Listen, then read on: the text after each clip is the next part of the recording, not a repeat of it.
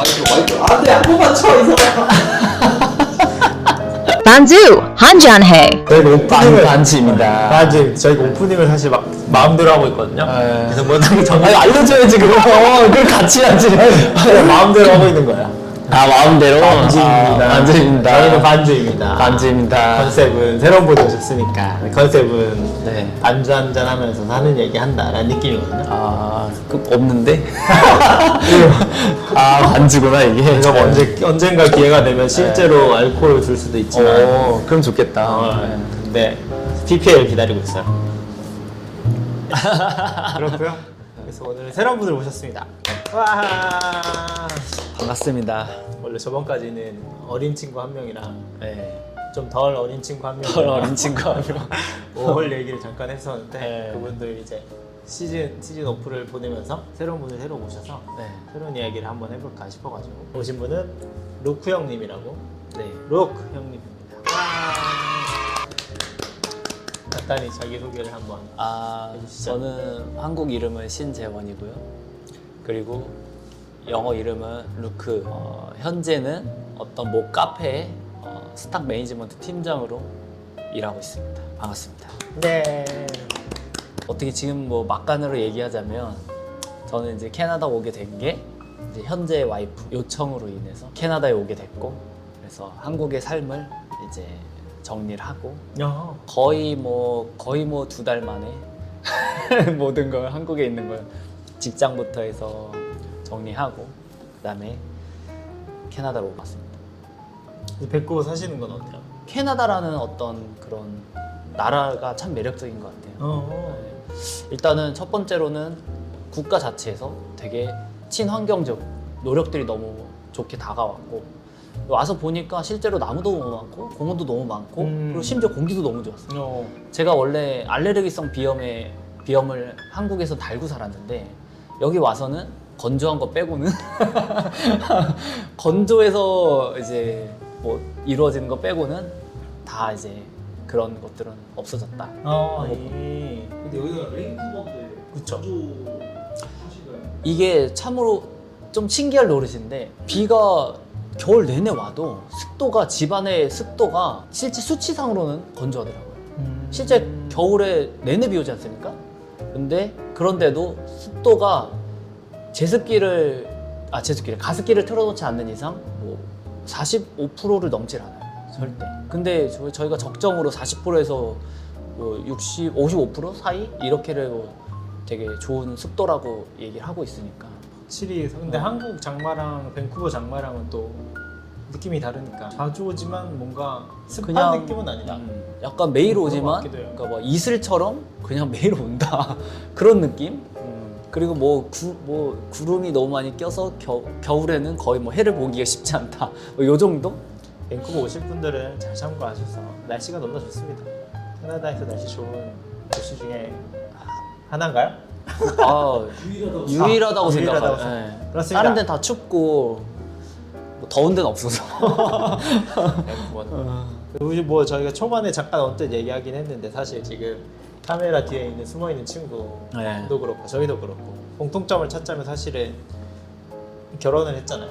그럼 사실 혼인 신고를 한국에서 먼저 하고 캐나다에서 먼저 안 했나? 캐나다에서 했어요? 일본에서 먼저 하고 일본. 네.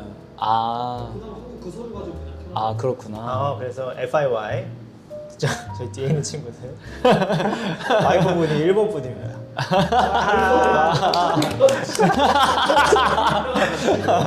나중에 기회가 되면 어떻게 서로의 와이프분들을 모시다가 그분들 얘기하라고 떠들고 그렇죠. 네. 우리는 뒤에서 구경하는. 그거 굉장히 안 좋은 생각인 것 같아요. 예. 아니 우리가 빠져줘야 되나? 아니요. 그거 굉장히 안 좋은 생각인 것 같고요. 예. 네. 그럴 일은 없기를 바라겠어요. 그런 게 있고 네. 또 뭐 굳이 공통점을 찾자면 사실 지금 두 분은 영주권을 받으셔가지고 네. 진행 중이시지 않습니까? 저도 이제 진행 중이에요. 예. 근데 보통 지금 저희의 메인 영주권 진행하셨던 분들은 다 네. 와이프분들입니다. 그렇군요. 그렇습니다. 예. 그쵸. 저희는 얻어먹었습니다. 네. 굳이 공통점을 찾자면 그런 느낌의 예. 공통점이 있지 않을까. 꼭 그걸 꼬집어야 했을까요? 굳이? 재미를 위해 네. 그렇고요. 근데 사실 오늘 하려고 했던 얘기는 네. 이제 결혼 이야기랑 우리 이제 출산에 대한 이야기. 얼마 전에 애기 아빠가 되셨다면 아 1월에 애기 아빠가 됐습니다. 그래서 그런 이야기를 한번 해볼까 해요. 네. 어찌됐든 물론 이제 캐나다에 사는 사람들한테는 당연한 얘기일 수 있긴 하지만 네. 우리가 외국인으로서 밴쿠버에 와가지고 이제 결혼을 하시고 이제 출산을 하시고 이런 얘기가 또 같이 공유하면 또 뭐 도움이 될 수도 있고 재밌는 얘기가 될 수 있을 것 같아서 네. 그런 얘기를 오늘 한번 해보려고 합니다. 네. 짠. 그래서 네. 그런 이야기를 정식적으로 형님 여기 오셔서 먼저 여기서 결혼을 하시고 한국으로 하셨잖아요. 그렇죠. 한국에서 한 번 더 하셨잖아요. 네. 그러니까 저도 그게 궁금했어요. 왜 캐나다에서 먼저 하셨는지. 이게 아니면 그 상황이 캐나다를 먼저 했어야 되는 건지. 그거를 뭐 말씀드리자면 좀 슬픈 사연이 있는데요. 여기 유학원을 등록을 해서 그 다음에 이제 스터디 퍼밋으로 들어왔는데, 그럼 이제 앞으로의 이제 어떤 제가 가족을 유지하기 위해서 돈도 벌어야 되고 이제 와이프의 영주권을 받아야 되기 때문에 먼저 결혼하게 됐습니다. 그럼 그것 때문에 그게 한국에서 하는 거랑 여기서 하는 거랑 좀 달라요. 좀 다릅니다. 오. 제가 뭐 좀 두서없이 말씀을 드릴게요. 네. 저도 뭐 정확하게 머리 정리된 건 아니라서. 상관없어요. 그리고 정확한 정보가 아닐 수 있다는 점. 찾아보세요. 뭐 궁금하면 찾아보세요. 네. 그래서 여기서 결혼을 하기 위해서는 한국은 그냥 단순히 동사무소나 시청에 가서 서류 절차만 밟으면 이제 결혼이 되는 어떤 법적인 그런 결혼이 유지가 되는데, 캐나다는 약간 두 개를 약간 밸런스를 맞추는 그런 결혼 문화인 것 같아요. 그러니까 실제 서류로만으로는 결혼할 수가 없습니다.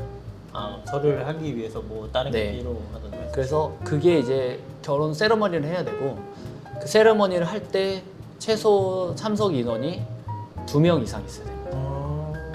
그리고 공인 주례사라는 게 있어서 그 주례사까지 하면은 이제 부부 이외에 최소 3명은 있어야지 결혼 조건이 충족되고, 그리고 세레모니도 해야 됩니다. 네. 그리고 공인 주례사의 그 진행 순서에 의해서 이제 선언도 하고 서로 부부가 되는 것을 축복하는 그런 축복을 해주기도 하고요. 공인 주례사는 이제 정부 사이트에 검색을 할 수가 있습니다. 집 근처나 아니면은 뭐 어디든 상관없어요.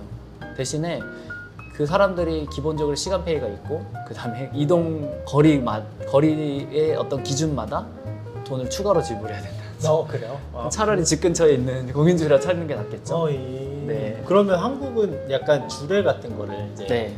남편이나 그 아내 되는 사람이 약간 존경하는 분? 네. 이렇게 해서 주례를 초청하잖아요. 네. 여기서는 그렇게 못 하나요? 꼭 공인 주례사가 있어야 돼요?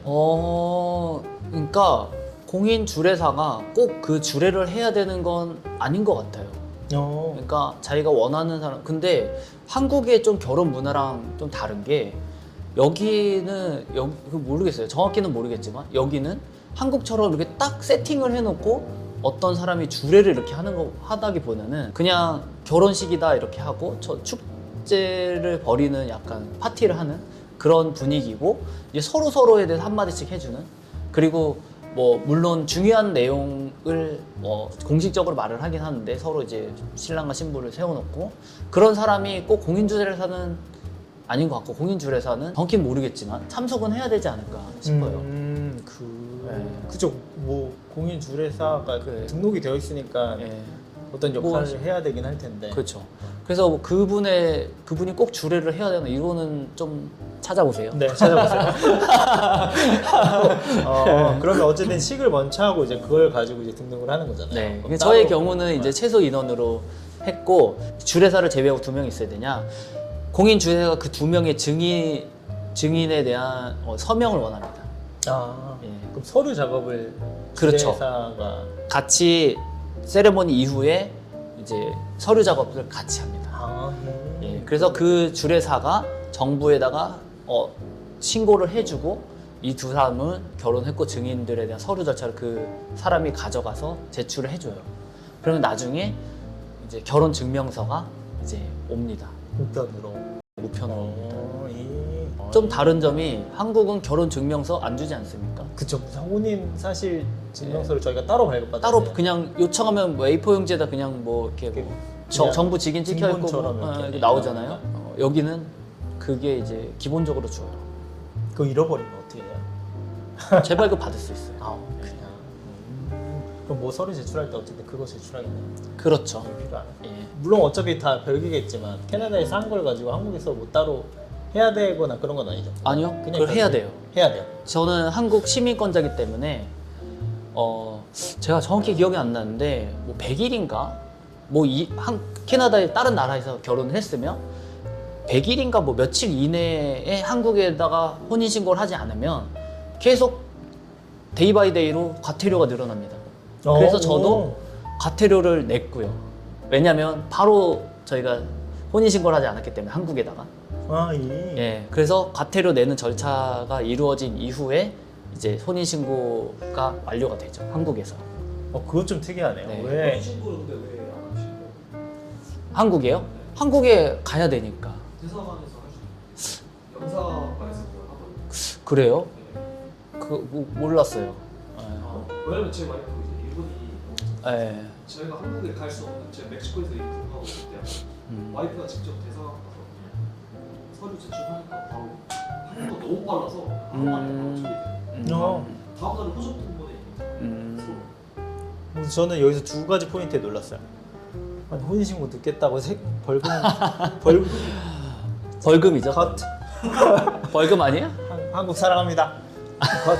근데 벌금 어찌됐든 그 벌금 내라는 게 조금 네. 왜? 라는 특이한 생각이 좀 들고 그게 네. 그거랑 이제 대사관에서 할 수 있다는 수도 거. 있어서 그런지 알아요. 그래서 혹시 뭐 혼인신고 하실 분 여기서 혼인신고 먼저 하시는 분들은 그렇답니다. 물론 네. 이미 다 알아보시겠죠. 근데 그 벌금이 그렇게 비싸진 않아요. 많이 비싸진 않아요. 하루에 얼마 정도? 저도 정확히 기억은 안 나는데 10만 원 안쪽으로 내지 않았을까요? 하루? 아니 다 합쳐서. 다 합쳐서. 그렇답니다. 괜히 뭐 그런 저 정확히 모릅니다. 와이프가 납부했기 때문에 저 정확히 모르겠습니다. 찾아보세요.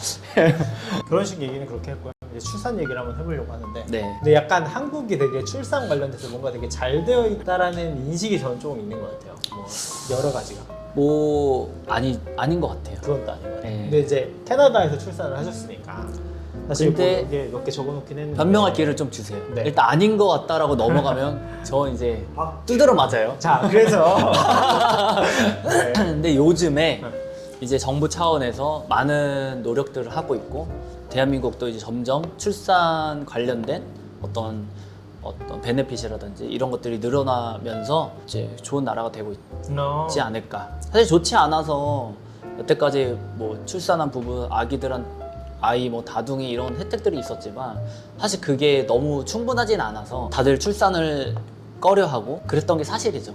네, 근데 요즘 들어서 이제 정부에서 노력을 하고 있으니 앞으로 더 좋아지지 않을까. 그러면 이제 더 애도 많이 낳는 나라가 되지 않을까. 캐나다는 한국처럼 뭐 지자체에서 뭐 돈을 지원해주고 이런 걸로 따지자면은 뭐 캐시가 오고 가고 이런 거는 특별히는 없는 것 같아요. 이제 뭐 데이케어를 보내면 지원금을 준다든지 그리고 법적으로 또 아이들을 위한 보호장치, 부모를 보호한다기보다는 아이들을 보호하기 위한 보호장치들이 꽤 있기 때문에 그런 부분에서 좋다는 인식이 있지 않나 이런 생각을 하고 있어요. 예를 들어서 애를 혼자 학교로 보낼 수 없다. 한국은 다 애들을 혼자 집 문 밖으로 나가서 다 걸어서 이제 초등학교 가지 않습니까? 여기는 그렇게 했어. 최소 스쿨버스 앞까지는 데려다 줘야 되고 가깝다 그러면은 부모가 학교 앞까지 데려다 줘야 된다. 그리고 집에 아이들을 혼자 둘 수 없다. 세컨더리 전인가 후로? 저는 정확히 모르겠어요. 세컨더리 전에 있는 애들은 집에 혼자 있으면 안 된다. 그래서 뭐 내니나 사람들을 불러서 같이 있게 한다든지 부부가 어디 잠깐 어디 뭐 급한 일을 보거나 이럴 때 되면 그런 것들을 이용을 해야 된다는 거죠. 그런 게 법적으로 되어 있다. 이게 뭐 한국에 있을 수는 있어요. 뭐 물론 어떤 지침 정도 아니면 권유 정도. 근데 여기서는 그게 강력해요. 이웃집에 몇 번 신고로 인해서 그게 제가 듣기로는 그게 일정 횟수 이상이 어느 정도 되면은 아동 학대로 신고가 들어가고 진짜 최악의 경우에는 양육권도 박탈되고 아이는 보호소로 갈 수 있다라는 걸로 들었어요. 그래서 절대 그러면 안 된다. 오히려 이웃집에서 보고 신고한다. 이렇게 들었어요. 이거는 뭐 정확한 수치인지 모르겠지만 캐나다의 98%가 병원에서 출산하고 1%가 집에서 출산한대요. 근데 네. BC주는 좀 높대요. 그죠? 집에서 출산하는 게 3.5%에서 집에서 출산, 그러니까 어. 자연분만하는 경우가 많다라고 하는데 뭐 음. 이것도 이제 나중에 얘기하겠지만 왜 캐나다에서 출산했는지. 그러니까 왜냐하면 저희가 한국 사람들이 저희는 의료적인 면에서 한국을 좀 더 신뢰하잖아요. 그렇죠. 캐나다보다는. 예. 근데 이제 그런 차원을 여러 가지를 고려했을 때 왜 한국이 아니라 캐나다에서 출산하기로 결정을 하셨는지 또 궁금해요. 사실은 그거는 어떻게 보면 제 결정보다는 와이프의 의견을 전적으로 존중해 줬는데 사실은 저희는 별 생각 없이 캐나다에 살고 캐나다에서 일하고 있고 한국은 또 비용이 발생하지 않습니까? 근데 여긴 또 무료예요. 종합적으로 그냥 별 생각 없었습니다. 그냥 캐나다에 사니까 캐나다에서 출산했다. 무료라는 거는 뭐 따로 그 의료비라든지 이런 것들이 다 무료. 그쵸. 이제 출산했을 때 병원에 갈 일이 잘 없어요. 사실은 여기 뭐 젊고 이렇게 어디가 아프지 않으니까 그 병원에 가서 입원을 하고 제왕절개를 했으니까 입원을 하고 그 다음에 나왔는데 그냥 집에 가라는 거예요. 병실에서 다 끝났어 집에 가 이러는 거예요. 그래서 보통 한국은 원무과 들렀다 오세요라고 하거든요. 근데 그런 게 없습니다. 여기는 어차피 지원이 되니까 예, 확인만 하고. 예. 근데 그거에 대한 비용이 우편으로 날라오긴 해요. 아, 근데 다 커버가 되어 있습니다. 특별한 이유가 있으셨던 건 아니지만 그냥 여기 있으니까 네, 여기서 하셨던. 예. 형수님이 임신을 하고 뭔가 준비하는 것들 있잖아요. 네. 그런 것들은 어떻게 준비하는지 그냥 대략적으로 한번 얘기해 주면 좋으실 것 같은데 한국은 임신하면 보통 산부인과를 가서 네. 보통 산부인과에서 뭐 여러 가지를 처리를 하잖아요. 네. 여기는 어때요?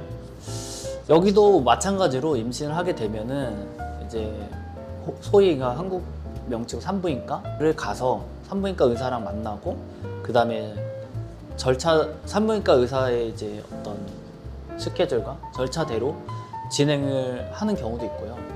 그리고 미드와이퍼라는 제도가 있어요.